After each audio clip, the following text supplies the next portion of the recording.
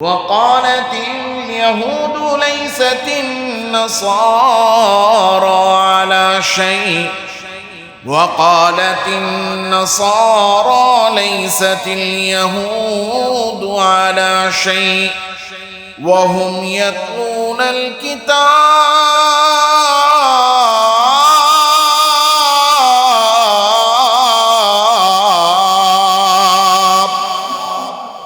ইহুদিরা খ্রিস্টানদেরকে বলতো খ্রিস্টানরা সঠিকের উপরে নাই, আবার খ্রিস্টানরা ইহুদিদেরকে বলতো ইহুদিরা সঠিক পথে নাই।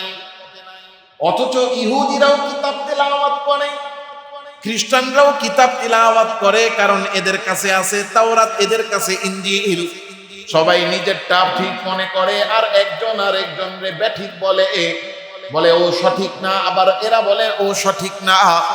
পৃথিবীর মধ্যে কে সঠিক এইটা নিয়ে একটা দ্বন্দ্ব ছিল।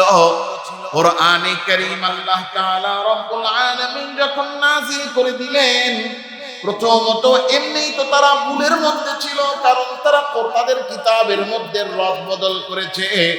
কিন্তু আল্লাহ তাআলা কোরআনে কারীম নাযিলের মাধ্যমে তাদের সমস্ত কিতাব বিধিবিধানকে রহিত করে দিলেন। আর আল্লাহ তাআলা পুরো মানব জাতির জন্য, জগতের জন্য কোরআনের বিধানকে আল্লাহ তাআলা নির্ধারণ করে দিলেন। আল্লাহ তাআলা রব্বুল আলামিন বলেন, তোমরা বলো তোমরা সঠিক, ওরা সঠিক না। আর নাসারারা বলে ইহুদিরা সঠিক না, আমরা সঠিক। না না না, ইহুদিরাও সঠিক না, নাসারারাও সঠিক না। তোমরা যেই কিতাব পড়ো আর যেই কিতাবের উপরে আছো কোনোটাই সঠিক না। সঠিক হলো কোরআন, কারণ এই কোরআনকে হেদায়েতের পথ হিসেবে দিয়েছেন কে? সুতরাং তোমরা দাবি করো তোমরা ঠিক আছো না, তোমরা দাবি করো তোমরা ঠিক আছো না। আফামান কানা আলা বাইয়িনাতিন মির রাব্বি ওয়া ইয়াতলুহু শাহিদুম মিনহু ওয়া মিন ক্বাবলিহি কিতাবু মূসা ইমামান ওয়া রাহমাহ উলাইকা ইউমিনুনা বিহি। আল্লাহ বলেন, এই পৃথিবীতে কেউই তাদের মতো সঠিক না। যারা কোরআনকে মানে না, কেউ সঠিক পথে নাই। সঠিক পথে আছেন তিনি, কোরআনকে মানেন যিনি। সঠিক পথে আছেন তিনি, কোরআনকে মানেন যিনি। আল্লাহ তাআলা বলেন, আফামান কানা আলা বাইয়িনাতিন মির রাব্বি, ওই ব্যক্তির মতো তারা নয়।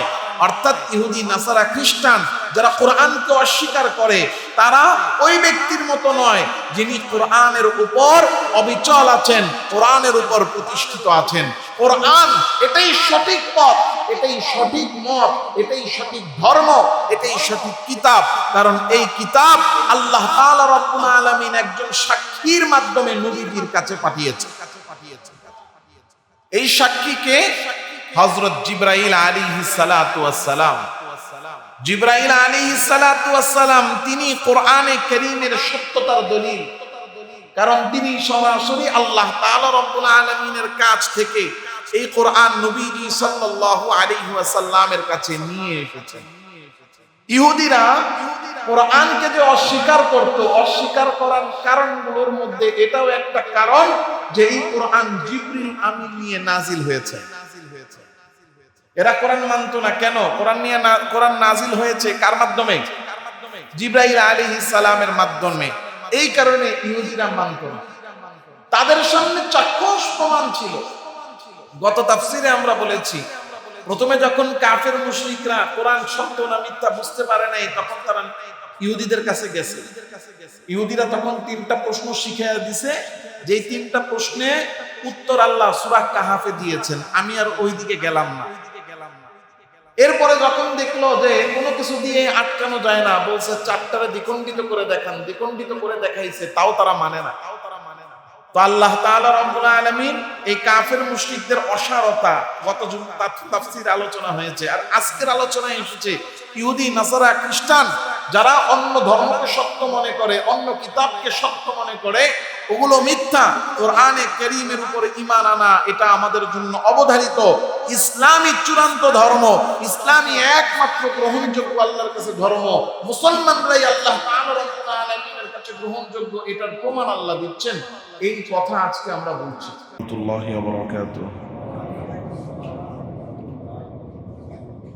সবাই কেমন আছেন?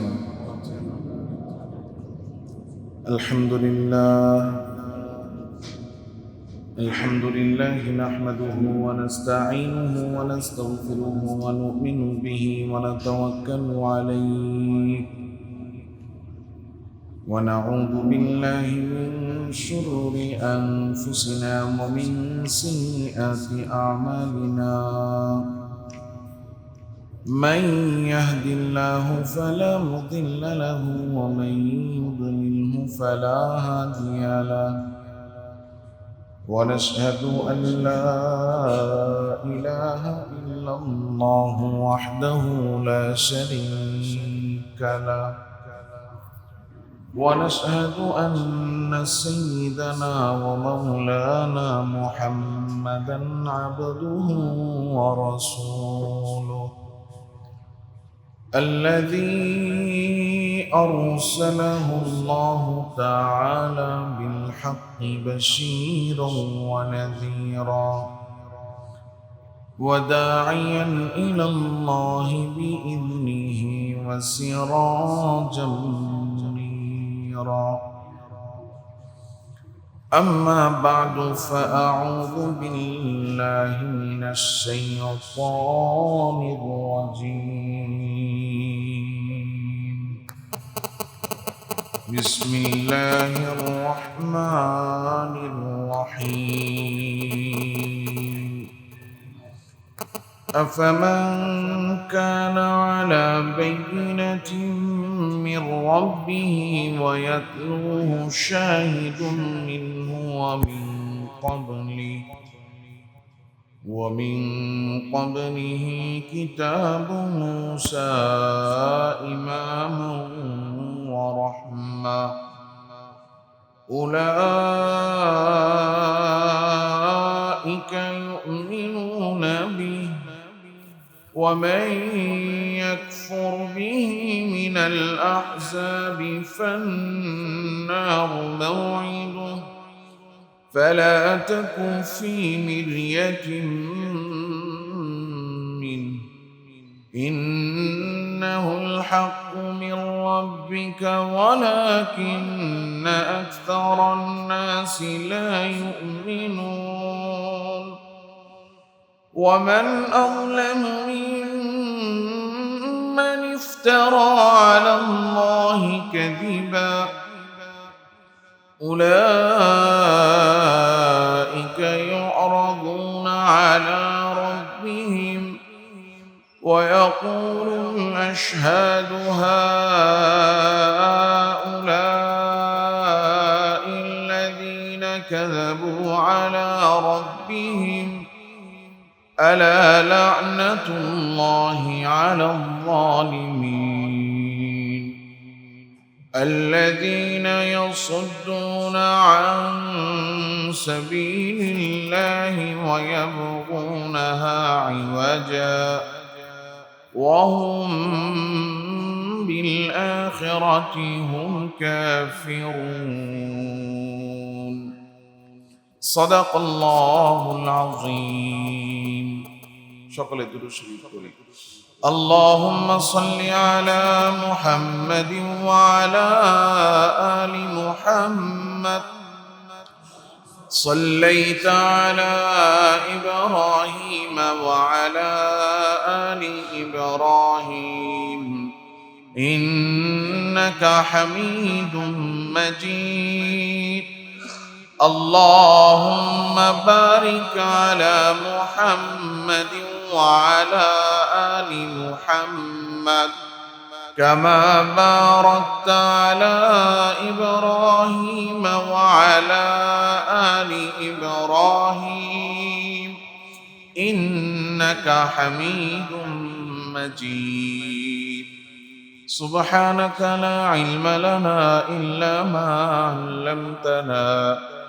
إنك أنت العليم الحكيم سبحانك لا علم لنا إلا ما علمتنا إنك أنت العليم الحكيم سبحانك لا علم لنا إلا ما علمتنا إنك أنت العليم الحكيم. صدق الله مولانا العظيم. بارك الله لنا ولكم في القرآن العظيم ونفعنا وإياكم بالآيات والذكر الحكيم.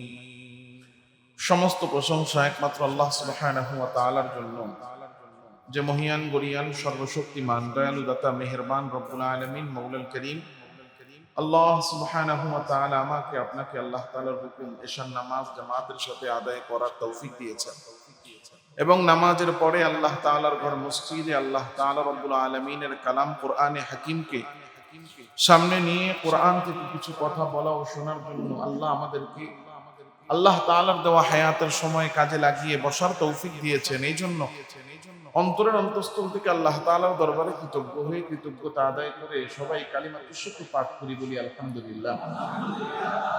তাফসীরের যে বিষয়টা সেটা হলো, যখন আমরা একটা সপ্তাহের তাফসীর মনোযোগ দিয়ে শুনব, তো পরবর্তী তাফসীরগুলো এমন হবে যে অনেক সময় আগের তাফসীরের সাথে কানেকশন থাকে। এজন্য আমরা যদি একটু নিয়মিত থাকার চেষ্টা করি এবং কথাগুলো যদি একটু স্মরণে রাখার চেষ্টা করি, তো ইনশাআল্লাহ অনেক কিছু আমাদের জন্য বোঝা সহজ হবে এবং আমাদের জানা জ্ঞান এবং ইলমের পরিধি বাড়বে ইনশাআল্লাহ। আল্লাহ তাআলা রব্বুল আলামিন নবীজি সাল্লাল্লাহু আলাইহি ওয়াসাল্লামকে মক্কা নগরীতে পাঠিয়েছেন এবং এমন একটা সময় পাঠিয়েছেন, এই সময়টা কেমন ছিল এটা আমরা আলোচনা করেছি। মক্কা নগরীর মানুষ তারা আল্লাহকে চিনত না, তাদের কাছে আসমানি কোনো ইলম ছিল না। আর আসমানি ইলম তৎকালীন পৃথিবীতে ছিল ইহুদিদের কাছে, নাসারাদের কাছে, অর্থাৎ ইহুদি এবং খ্রিস্টানদের কাছে। যার কারণে ইহুদিদের কাছে ছিল মুসা আলাইহিস সালাতু ওয়াস সালামের কিতাব তাওরাত, আর খ্রিস্টানদের কাছে ছিল ইনজিল। তো ইহুদিরা একটা সময়ে যে আল্লাহ তাআলা আসমান থেকে যে কিতাব নাযিল করেছিলেন তাওরাত, এটা তারা তাদের নিজেদের মন মতো পরিবর্তন করা শুরু করেছে। দেখা গেছে একরকম বিধান আছে। তো ওই সময় তো দেখেন কোরআনে কারীম এটা এমন এক কিতাব আল্লাহ আমাদেরকে দিয়েছেন। আল্লাহ তাআলা রব্বুল আলামিন কোরআনে কারীমের শুরুতেই বলেছেন, যালিকাল কিতাবু লা রাইবা ফীহ।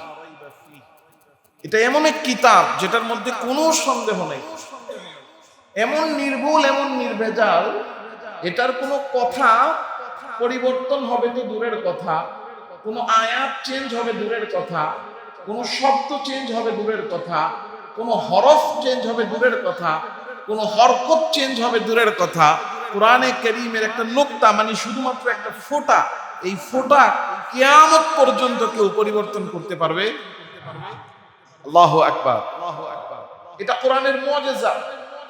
আল্লাহ তাআলা রব্বুল আলামিন চ্যালেঞ্জ করেছেন, ইন্না নাহনু নাযালনা যিকরা ওয়া ইন্না লাহু লাহাফিজুন। আমি এই কোরআনকে নাযিল করেছি, কিয়ামত পর্যন্ত আমি আল্লাহ হেফাজত করব। আল্লাহ কেমনে হেফাজত করবেন কোরআনকে?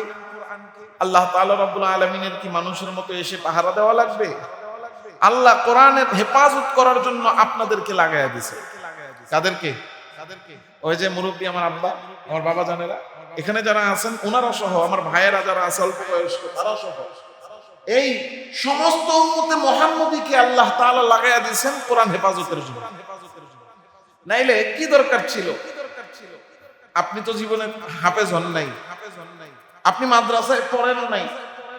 ওই যে মুরব্বী বসে আছে, মাদ্রাসায় পড়ে নাই, হাফেজ হয় নাই, আলেম হয় নাই, কষ্ট করে মেহনত করে নিজেরটা নিজে কামাই করে খায়, পরিবারের সময় দিতে হয়, নিজের ব্যক্তিগত সামাজিক কাজ এগুলা করে তো ফুল পায় না।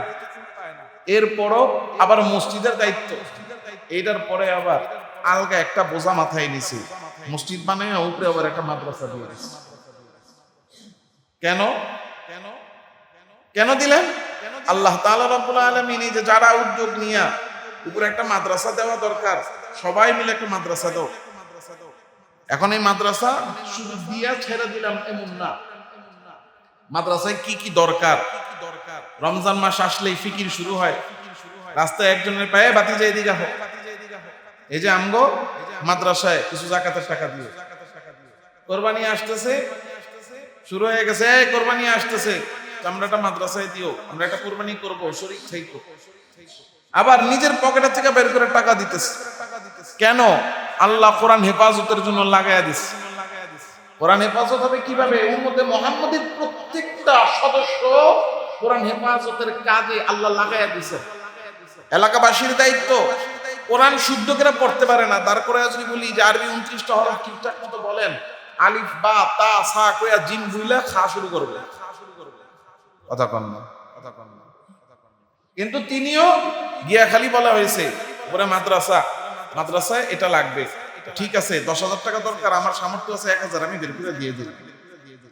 এখন এই যে মাদ্রাসা চালাচ্ছেন, এর দ্বারা কি হবে? বছরে বছরে বছরে বছরে বছরে বছরে কিছু হাফেজে কোরআন বের হচ্ছে। সুবহানাল্লাহ বলবেন না? এই বছরও তো এসে শুনলাম প্রায় মোটামুটি 18-20 জনের মতো এই বছর আপনাদের, এটা আপনাদের ফসল। আপনারা যে কোরআন হেফাজতের মেহনতে লাগছেন, সেই মেহনতের ফল, সেই মেহনতের ফল।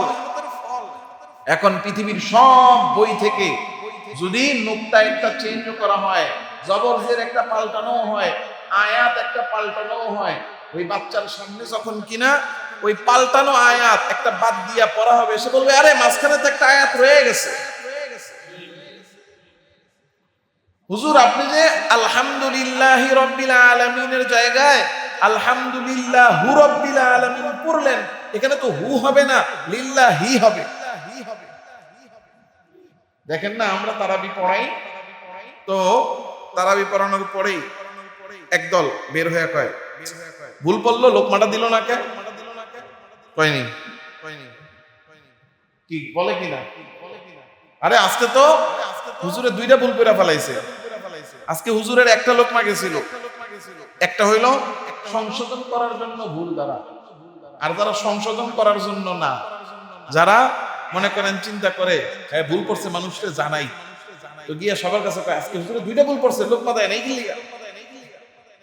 এখন যাই হোক নাই হোক, কথা হলো এই যে কোরআনে কারীম আল্লাহ তাআলা রব্বুল আলামিন সংরক্ষণ করবেন, সংরক্ষণের কাজে উম্মতে মুহাম্মাদীর সবাইরে আল্লাহ ব্যবহার করতেছেন। যে পড়তে পারে সে তো নিজে সরাসরি ভুল ধরে, সে সঠিক করে কোরআনকে হেফাজত করে। যে পড়তে পারে না, সে যে পড়ে তারে সাহায্য করে, তারে সাহায্য করে পড়া শিখে কোরআনের হেফাজতে নিয়োজিত। কারণ এই কোরআনকে কিয়ামত পর্যন্ত হেফাজত করবেন দায়িত্ব নিজের হাতে নিছেন কে? আল্লাহ। কিন্তু ইহুদি আর খ্রিস্টানদের যে কিতাব তাওরাত, ইনজিল, জাবুর, এগুলো যে আল্লাহ তাদেরকে দিয়েছেন, এগুলো সাধারণ মানুষ পড়তেও না, মুখস্থ করতে পারে নাই, হেফজও করতে পারে নাই। এটাই কোরআনের মুজিজা যে ছোট্ট শিশু 8 বছর 9 বছর 7 বছর তার অন্তরের মধ্যে আল্লাহ 30 পারা কোরআনটাকে ঢুকাইয়া দেয়। দেখেন, আপনি একটু চিন্তা করে দেখেন পৃথিবীতে কোন বই এমন আছে যেই বইয়ের একেবারে দাড়ি কোমা নোক্তা সহ সবাই মুখস্থ করে ফেলতে পারে, এমন কোন বই পৃথিবীতে আছে? আপনি 10 পৃষ্ঠার একটা ছোট্ট বই দেন কাউরে, 10 পৃষ্ঠা, দেখবেন ওইটাও নির্ভুল ভাবে একেবারে দাড়ি কমা ঠিক রেখে কেউ শুনাইতে পারবে না মুখস্থ। কিন্তু কোরআনে কারীম দেখেন না কি পরিমাণ মোটা, শুরু থেকে শেষ পর্যন্ত খালি লেখা আর লেখা, লেখা আর লেখা, লেখা আর লেখা, লেখা আর লেখা, খালি হরফ আর হরফ, হরফ আর হরফ, কোনো ফাঁকা নাই। এই পুরা কোরআনে কারীম 7 বছর 8 বছরের একটা বাচ্চা এক বসায় শেষ করে ফেলে। এটা কোরআনে কারীমের মুজিজা। কিন্তু তাওরাত, জাবুর, ইনজিল, এই কারণে দেখেন কোরআন, আল কোরআনু কিতাবুন হাইয়ুন, কোরআন জীবন্ত, কোরআন হেফাজত মাহফুজ। এই যে কোরআনের হরকত, কোরআনের নোক্তা, কোরআনের হরফ পরিবর্তন করা যায় না। এই জন্য কোরআনের বিধান বাদশার জন্য যা, ফকিরের জন্য তা, ধনীর জন্য তা, গরিবের জন্য তা।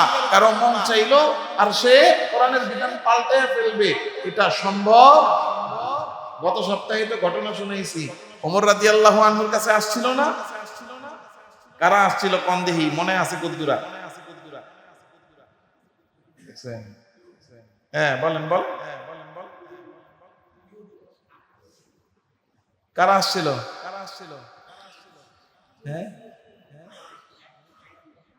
হ্যাঁ, একটা গ্রামের লোকেরা আসছিল নাম পরিবর্তনের জন্য। হ্যাঁ, নাম পরিবর্তনের জন্য না, কি পরিবর্তনের জন্য? নোক্তা। কিসের জন্য আসছিল? নোক্তা পরিবর্তন করার জন্য আসছিল। পারছে? কোরআনে কারীম এমন ভাবে সংরক্ষিত, কিয়ামত পর্যন্ত কেউ পাল্টাতে পারবে না। কিন্তু ইহুদি নাসারাদের সিস্টেম ছিল, এরা যখন কিনা ধরেন একজনের টাকা আছে, তার এইভাবে করলে বিধানটা এইভাবে থাকলে সুবিধা, ওইভাবে থাকলে সমস্যা, তো সে গিয়া ওই যে ইহুদিদের পাদ্রী ছিল একজন গিয়া মোটামুটি একটা বান্ডিল ধরায় দিচ্ছে, দিয়া কইছে যে এখানে যে বিধানটা আছে এইটা এইভাবে হইলে আমার একটু সমস্যা হয়, এই বিধানটা একটু সহজ করে দেন।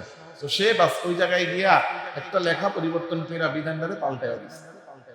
এভাবে তাওরাতের মধ্যেও পরিবর্তন হয়েছে, জাবুরের মধ্যেও পরিবর্তন হয়েছে, ইনজিলেও পরিবর্তন হয়েছে। কোন বাদশা সে তার নিজের মন মতো চালাবে, তো সে বলে দিছে এই পাদ্রীরা এখানে এভাবে হবে না, এইভাবে লেখা দেন। পাদ্রীরাও বাস লেখা দিচ্ছে।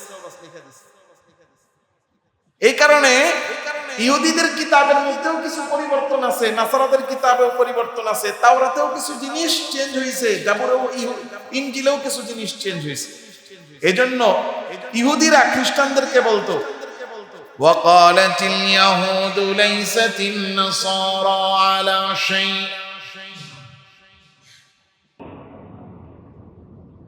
ইহুদিরা আল্লাহর রাসূল সাল্লাল্লাহু আলাইহি ওয়াসাল্লামের উপর ঈমান আনতো না। কেন আনতো না? এর একটা বড় কারণ ছিল যে জিবরিল আমিন আল্লাহর কাছ থেকে ওহী আনতেন, আর ইহুদিরা জিবরিল আমিনকে তাদের শত্রু মনে করত। ওরা স্পষ্ট জানতো মুহাম্মদ সত্য নবী, জানার পরেও ঈমান আনে নাই। ইহুদিদের বড় এক পণ্ডিত ছিলেন, অর্থাৎ ইহুদিদের যে কিতাব, এই কিতাবের সবচেয়ে বড় আলেম, যার নাম আব্দুল্লাহ ইবনে সালাম। কি নাম? বলেন কি নাম? আব্দুল্লাহ ইবনে সালাম। তিনি ইহুদি ধর্মের বড় পণ্ডিত ছিলেন, জ্ঞানী মানুষ, নেককার মানুষ, আল্লাহওয়ালা মানুষ ছিলেন। তো তিনি থাকতেন মদিনায়। মদিনায় থেকেই তিনি শুনতেন মক্কায় একজন নবীর আবির্ভাব হয়েছে। আল্লাহ তাআলা রব্বুল আলামিন এখানে বলছেন ইহুদিদের কিতাবই হলো ইমাম, ইহুদিদের কিতাব, এই কিতাবই হলো প্রমাণ যে মুহাম্মদ সত্য নবী।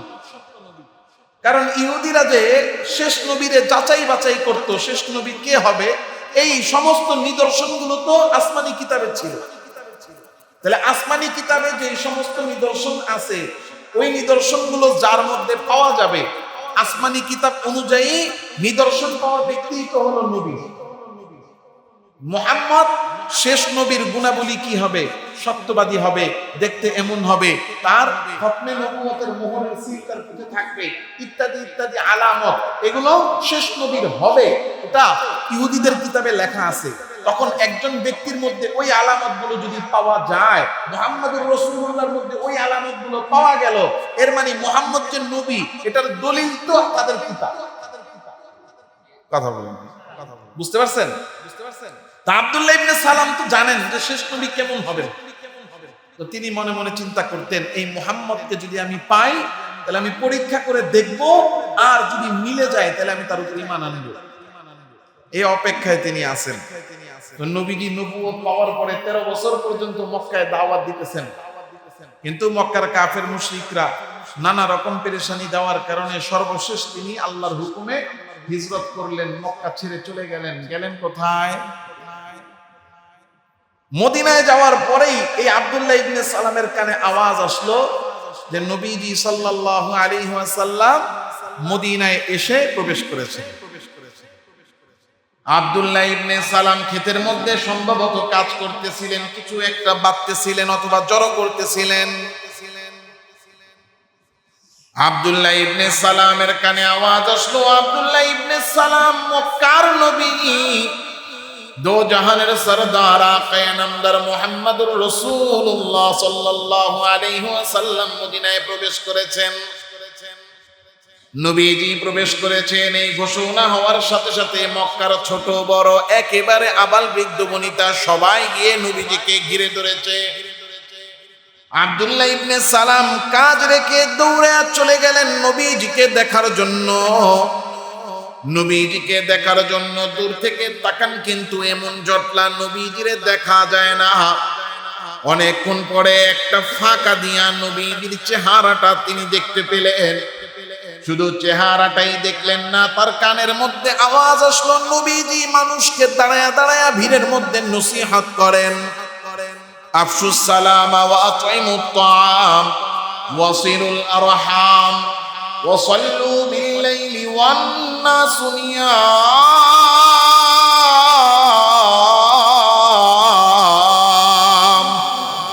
নবীজি সবাইকে নসিহত করতেছেন ভিড়ের মধ্যে। এক নাম্বার আফশুস সালাম, সালাম দিবা। আতইমুত তাআম, মানুষকে খানা খাওয়াইবা, সালাম দিবা। আর মানুষকে মেহমানদারি করবা, মানুষকে খাওয়াইবা। ওয়াসিলুল আরহাম, আত্মীয়র সাথে ভালো ব্যবহার করবা, আত্মীয়তার বন্ধন রক্ষা করবা। ওয়াসাল্লু বিল লাইল, রাতের বেলা ঘুমাবা। কখন ঘুমাবা? ওয়ান নাসু নিয়াম, মানুষ যখন ঘুমায়া থাকবে তখন তুমি রাতের বেলা নামাজে দাঁড়ায়া যাবা। এই চারটা আমল করবা। নবীজি ওখানে এই চারটা আমল শিখাচ্ছেন। আফশুস সালাম, সালাম দেওয়া। আতইমুত তাআম, খাবার খাওয়ানো। আল্লাহর রাসূল বলেন ওয়াসিলুল আরহাম, আত্মীয়র সাথে সুসম্পর্ক বজায় রাখা। আর ওয়াসাল্লু বিল লাইলি ওয়ান নাসু নিয়াম, রাতের বেলা সবাই যখন ঘুমায় তখন দাঁড়ায় আল্লাহর জন্য নামাজ আদায় করা। এর মানে সালাম দেওয়া, এরপরে মানুষকে খানা খাওয়ানো, আত্মীয়র সাথে ভালো আচরণ করা, আর তাহাজ্জুদের নামাজ পড়া। এই চারটা মানুষকে নসিহত নবীজি করলেন। আব্দুল্লাহ ইবনে সালামের কানে এই চারটা নসিহত আসলো।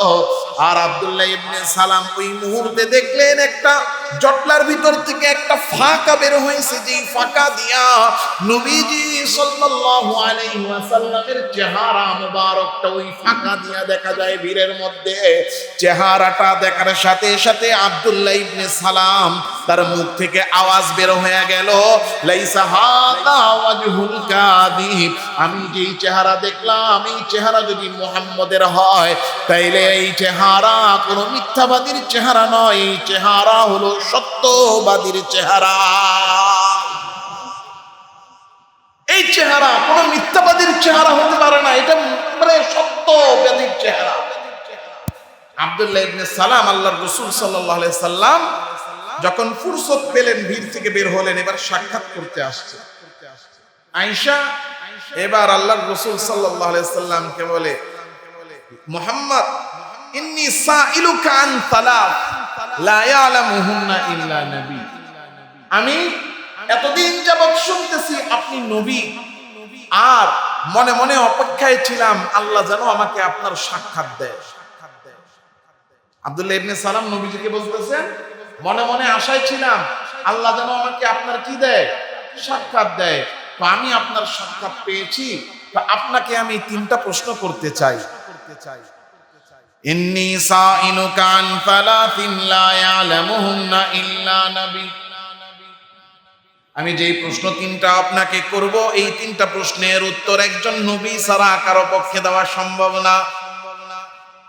নবীজি সাল্লাল্লাহু আলাইহি ওয়াসাল্লাম বলেন, আব্দুল্লাহ ইবনে সালাম কি প্রশ্ন তুমি করতে চাও? সালনি, আমারে সেই প্রশ্ন করো।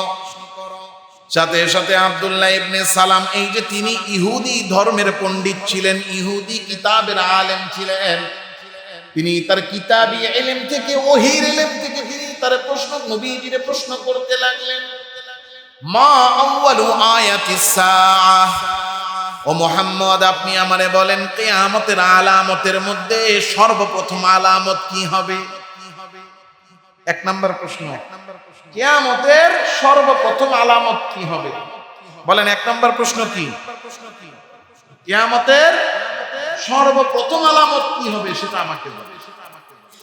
নবীজি বলেন দ্বিতীয় প্রশ্ন করো।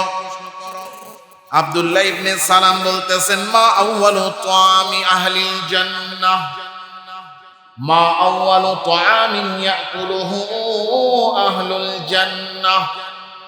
ও নবী আপনি আমারে বলেন, জান্নাতে যখন জান্নাতীরা যাবে আল্লাহ তো অনেক রকম খাবার তাদেরকে খাওয়াবেন, জান্নাতে কি কি খাওয়াবেন এটা মানুষ কল্পনা করেও বের করতে পারে না। তো আমি আপনার কাছে জানতে চাই, জান্নাতে যাওয়ার পরে আল্লাহ জান্নাতীরে সর্বপ্রথম কোন খাবার খাওয়াবেন? জান্নাতে আল্লাহ জান্নাতীদেরকে সর্বপ্রথম কোন খাবার দিবেন? দুই প্রশ্ন। নবীজি বলেন তৃতীয় প্রশ্ন করো। আব্দুল্লাহ ইবনে সালাম বলতেছেন তৃতীয় প্রশ্ন হলো আপনি আমাকে বলবেন যে একটা সন্তান কখন মায়ের দিকে যায় আর কখন বাবার দিকে যায়, কি কারণে সন্তান মায়ের দিকে যায় আর কি কারণে সন্তান বাবার দিকে যায়, এটা আমাকে বলবেন। প্রশ্ন কয়টা? নবীজি বলতেছেন যে এই মাত্র এই তিনটা প্রশ্নের উত্তর আমাকে আল্লামানি জিবরিল আনিফা, এই মাত্র জিবরিল আমিন আমাকে আয়েশা এই তিন প্রশ্নের উত্তর শিখাইয়া দিয়া গেছে।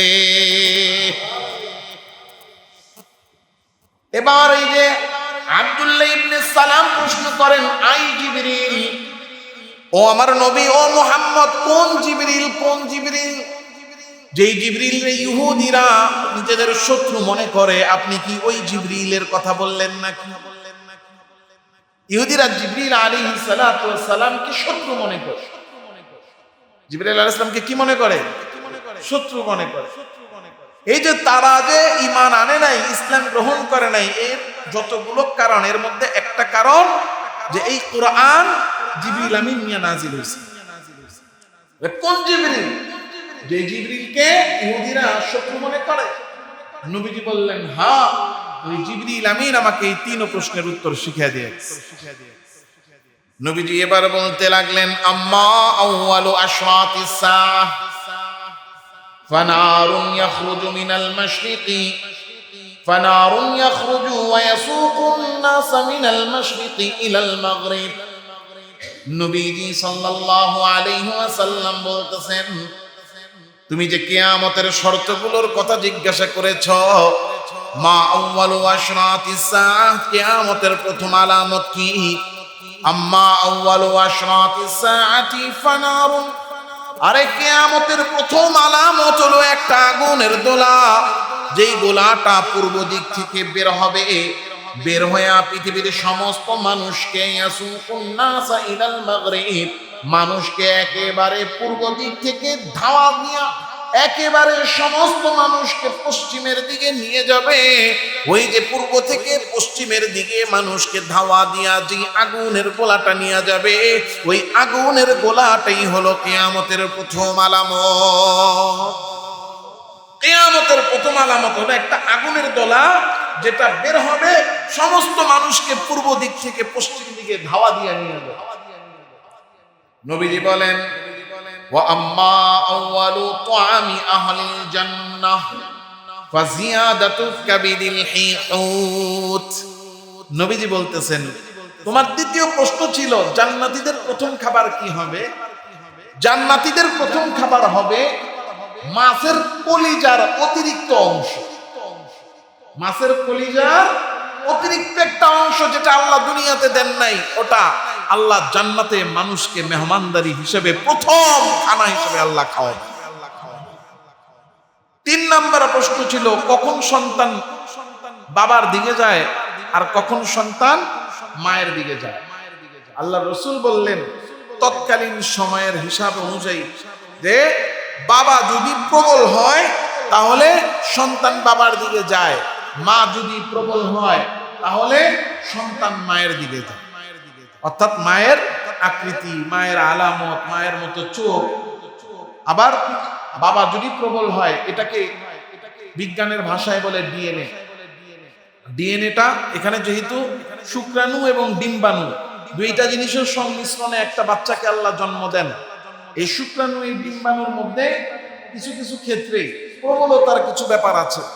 তো প্রবলতাটা যদি মা যদি প্রবল হয়, তো এই সন্তান ডিম্বাণু যদি প্রবল হয় তাহলে সন্তানটা মায়ের আকৃতি পায়, মায়ের কিছু, আমরা বলি না মায়ের মতো হয়েছে, ও বাবার মতো হয়েছে, বলি কিনা? কখন হয় যে মায়ের ডিএনএ এটা যদি কি হয়, প্রবল হয়, তাহলে সন্তান মায়ের মতো হয়। আর বাবার ডিএনএ যদি প্রবল হয় তাহলে বাচ্চা বাবার মতো হয়। 3 প্রশ্নের উত্তর শুনে আব্দুল্লাহ ইবনে সালাম বলতেছেন, ইয়া রাসূলুল্লাহ, ও আল্লাহর রাসূল, আমারে এখনই আপনি পড়ায়া দেন লা ইলাহা ইল্লাল্লাহ মুহাম্মাদুর রাসূলুল্লাহ। আল্লাহু আকবার। আব্দুল্লাহ ইবনে সালাম তিনি প্রশ্নের উত্তর পেয়ে সাথে সাথে ঈমান গ্রহণ করছে। ঈমানটা গ্রহণ করে নবীজি সাল্লাল্লাহু আলাইহি ওয়াসাল্লামকে বলতেছেন, ইয়া রাসূলুল্লাহ, আমি যে ইসলাম গ্রহণ করছি এটা আপনি কাউরে বলবেন না।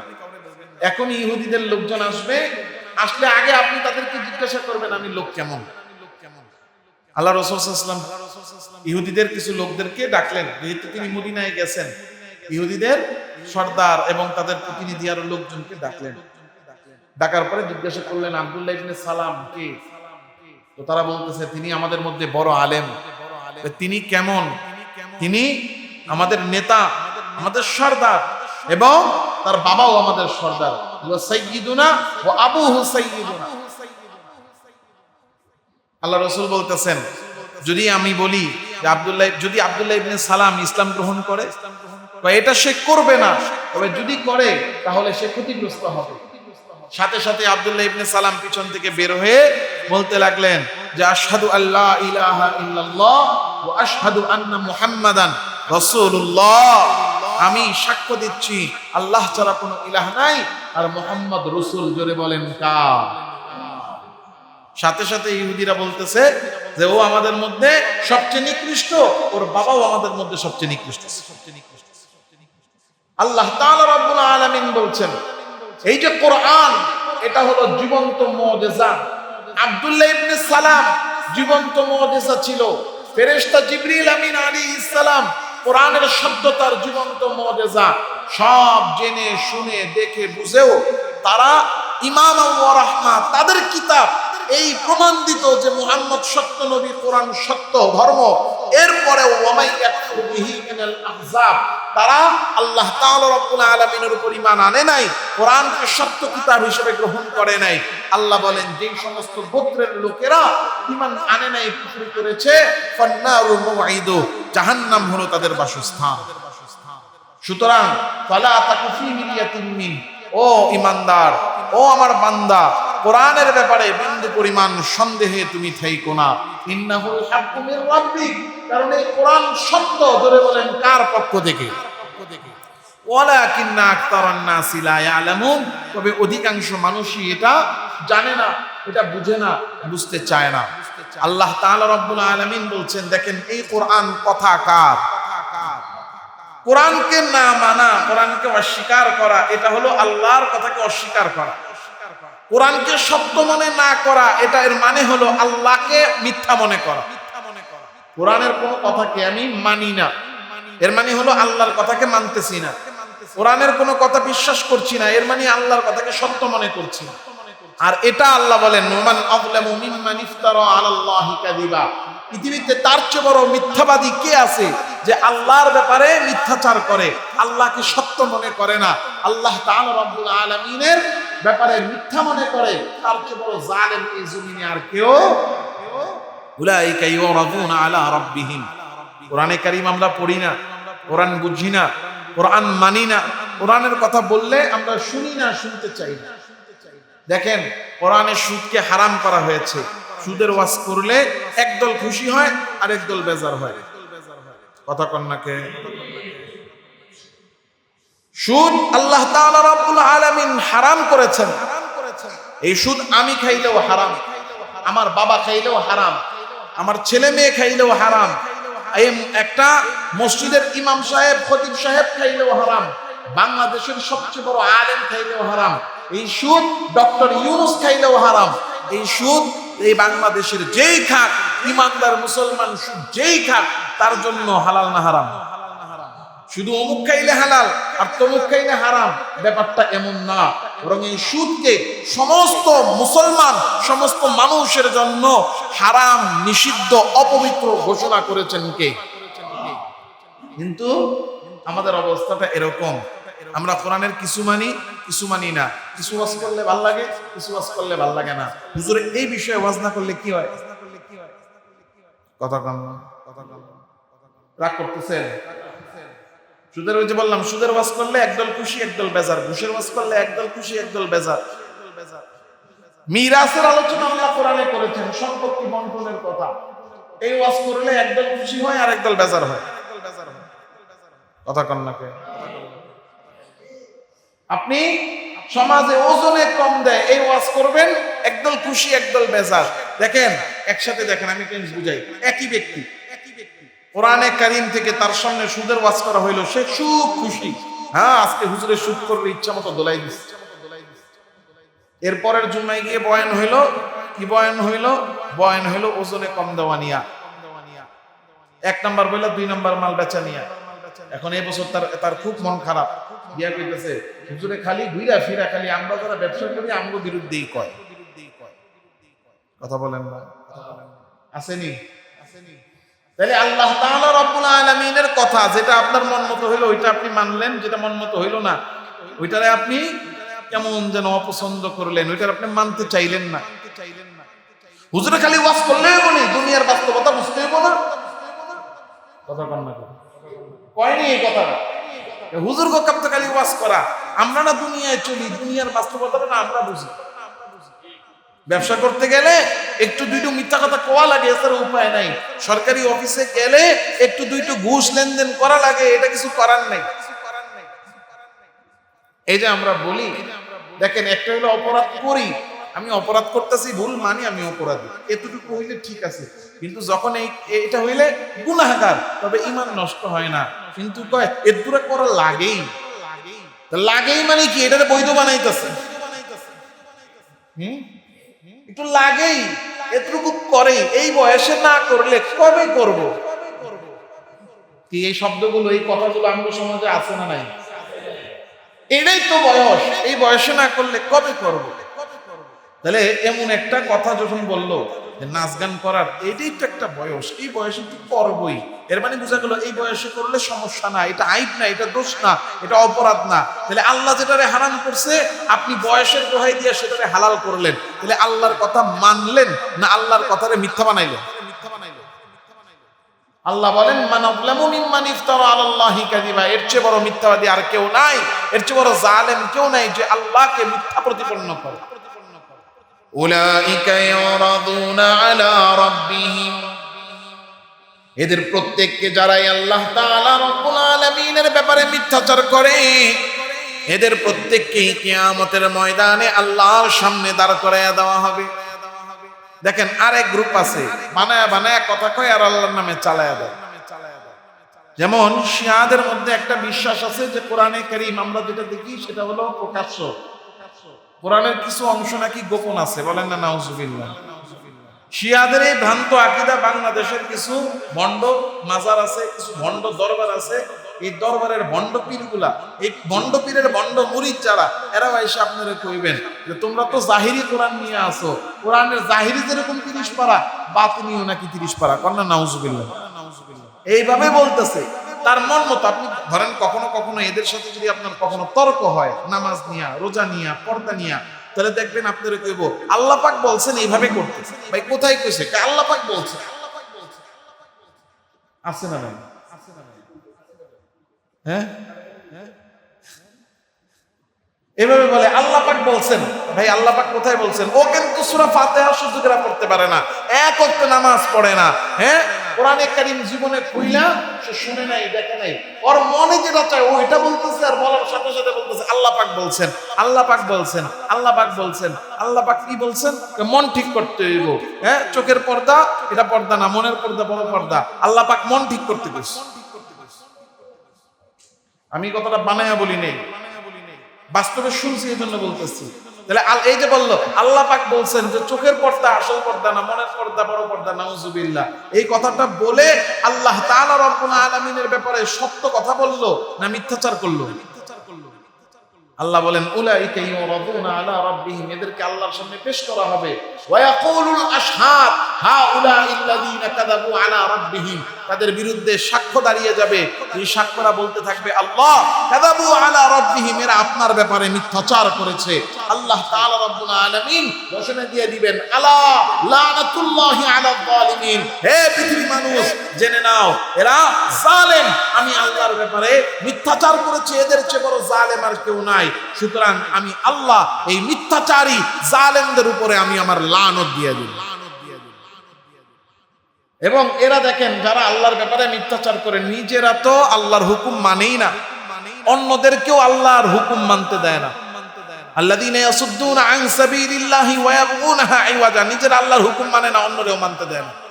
নিজে নামাজ পড়ে না, অন্যরেও পড়তে দেয় না। নিজে রোজা রাখে না, অন্যরেও রাখতে দেয় না। নিজে পর্দা করে না, অন্যরেও অনুৎসাহিত করে। দেখেন মানুষ ভালো কাজ করলে দেখেন না মায়া পড়ে। প্রথম আলো গং, এরা শুধুমাত্র ধর্মের শত্রু না, এরা ইসলামের দেশেরও শত্রু। এরা জঙ্গি কারা, এই আলামত দেয়, লেখে সুন্দর করে যে হঠাৎ করে মাথায় টুপি, চেহারায় দাড়ি, গায়ে পাঞ্জাবি, মসজিদে আনাগোনা শুরু হয়ে গেছে। যেই বয়সে গান করার কথা ওই বয়সে তাসবিহ হাতে নিয়ে নিছে। এটা কিসের আলামত? জঙ্গির আলামত, নষ্ট হয়ে যাওয়ার আলামত। কন্যা নাউজুবিল্লাহ। এর মানে হলো এরা মানুষকে আল্লাহর পথে বাধা দিচ্ছে। নামাজি হবে তারা নামাজি হওয়া থেকে বাধা দিচ্ছে, যে আল্লাহর হুকুম মানবে তারা আল্লাহর হুকুম মানা থেকে বাধা দিচ্ছে।